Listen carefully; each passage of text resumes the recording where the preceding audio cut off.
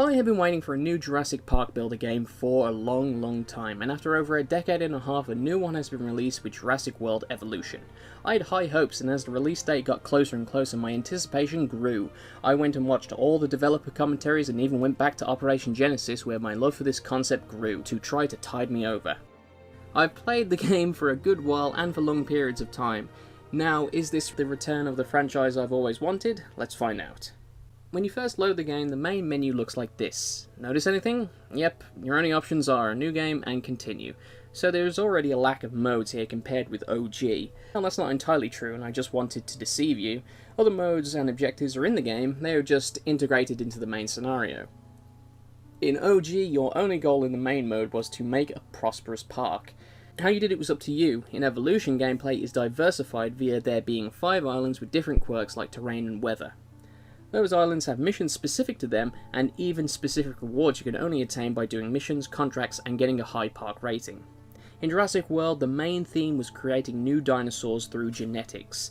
Jurassic World Evolution not only has the man-made dinosaurs like Indominus Rex and Indoraptor, but also allows you to play God as well. Each dinosaur's genetics can be tinkered with to give your dinosaurs different attributes like lifespan and attack, to even changing their colour schemes. You can have mustard dinosaurs.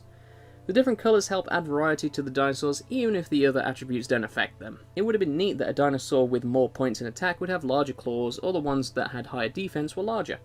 But the attributes only affect how well they do in fights, and if you're not interested in making dino death battles, raising a dino's lifespan is the wisest investment.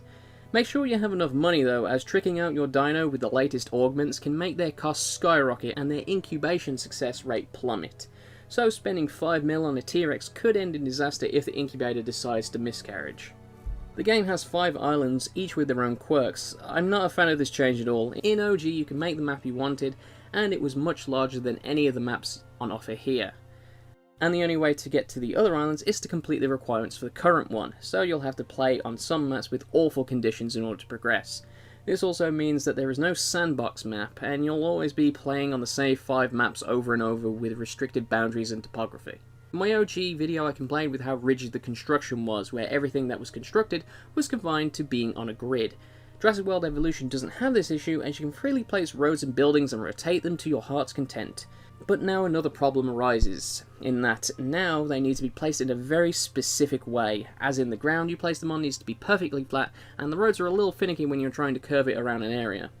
This can mean you can spend a couple of minutes slowly fidgeting a building around, trying to find a sweet spot, that magic pixel that allows you to place it. Some maps have you build on a hill, so you will find yourself spending tens of thousands of dollars terraforming the island to make it flat enough to place buildings. And if you aren't careful, you can make ridiculously hilly paths and areas of the park as you frantically raise and lower the earth so you can place a freaking bowling alley. A comparison I hear with the progression of this game is how similar it is to a phone game. That's not really fair. This isn't a phone game, this is a phone game. But what people mean when they say that is that there is a copious amount of waiting while you build a park. Building an enclosure, furnishing it with items and feeders, giving it power and observation points for your tourists ain't cheap, and that's not even factoring the cost of the dino. And some of these dinosaurs can cost in the millions, so building just a single enclosure, let alone an entire park, is going to be expensive. So there are points where you are just starting out at your park, you're waiting for your economy to grow before investing in a new attraction, and giving yourself a big enough buffer in case something goes wrong. This problem is really magnified on islands like this one, where you can only fit 3 enclosures at a time, so slowly building that budget is going to take a long time. But once you have a high rated dinosaur, the money will soon come flooding in, and you will only have to worry about storms and dino escapes for that money to disappear. Dinosaur behaviour has been expanded on, as now each dinosaur has a bar of needs that need to be kept out of the red, which is a lot more handy than the emojis OG used. My issue with them though is how unclear they are, as if you look at a dino's social meter, you don't know how many of the same dinos are needed to fill that gauge. Failures to keep on top of these meters will decrease a dinosaur's happiness, which is another overall meter.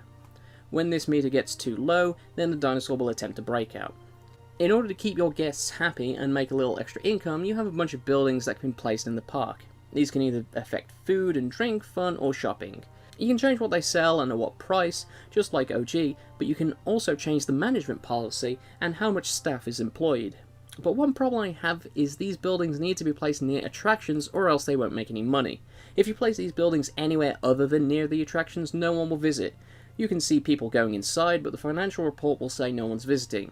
Another issue I have is in OG, people bought souvenirs, you could see them carrying them around. Have balloons for sale, you see a bunch of guests with balloons. That doesn't happen with Evolution, and it's a real shame. I both like and hate the UI for this game. On the one hand, it's modelled after the same look that's in the control room in the movie. However, the usability of it leaves a lot to be desired for me. It's too small, and the fact that a building can have multiple tabs is something I'm not a fan of. If I want to increase the work staff of all my attractions, I have to manually click on each one and tab across to see the employee screen. Also, the colour scheme here does not lend itself well to readability, as a lot of the icons are too small and all the information presented to you bleeds into one. This game also has a few imposters trying to pull off their best impressions of famous Jurassic World characters. Some do better than others, like the Chris Pratt impersonator is so off I can't pay attention to anything he's saying. Each new discovery furthers our understanding. It's valuable work. Take it. But by far the worst impression is Dr. Malcolm. This island isn't just a place, it's a defining moment in time. And for me, well, it's frozen. It's always frozen to that moment when I first made eye contact with a T-Rex. Yes, Jeff Goldblum reprises his role as Ian Malcolm. Although I'm not sure if he is actually Ian Malcolm or not, as his lines and cadence is so bizarre he reminds me more of his character from Thor Ragnarok. The amount of bullshit he spews out of his mouth made me more confused than at any point in the entire game. I like to think Jeff? I call him Jeff, we're tight. Made up his own lines as he went along, and no one could stop him because he's Jeff Goldblum, goddammit. A recursive nightmare, like the Dragon Curve, a potentially dangerous Mandelbrot set. Fractal, fraction, fractured, all from the same root word. Frangir, Latin for to break. So you see, creation and destruction are really one and the same. Maintaining your park is much harder than its predecessor as it suffers from spinning plate syndrome. Almost nothing in this park is automated, and you are constantly having to do the same small tasks over and over again in order to progress. For example, in OG during a fossil hunt, you picked a dig site and designated your dig team to go to a spot and would periodically deliver you bones. In Evolution, you have to open up a world map and assign a dig team. When they are done and deliver you the fossils, you had to reselect the dig site every time. So I was always forgetting that I had to do this and my dig teams weren't doing anything and I wasn't getting any fossils. The park itself is a fragile ecosystem. You'll think you're on a slow but steady progress to get a 5-star rating when all of a sudden a storm occurs which rips through your park, damaging buildings and killing guests that weren't fast enough to get to the shelters. The storm also annoyed the dinosaurs, which have now broken out and are eating the people the storm didn't get. So now your rating and income are in the shitter, putting you essentially back at square one. Except now you have buildings to fix and eating gallimimuses to replace. When I was a young boy playing Operation Genesis, I was curious to see how a series in this genre would progress and stay fresh. And when Jurassic World Evolution was announced, I was really excited to see all the new ideas the team and what interesting mechanics they put in the game. When I was replaying OG, I knew through developer commentaries and trailers that Evolution was influenced heavy by OG. But I didn't know to what degree, and having played Evolution, I can say that it's almost like a remake or reimagining of OG. It was not my intention to reference OG so heavily in this video, but the similarities are so blatant that I think it's fair to do so.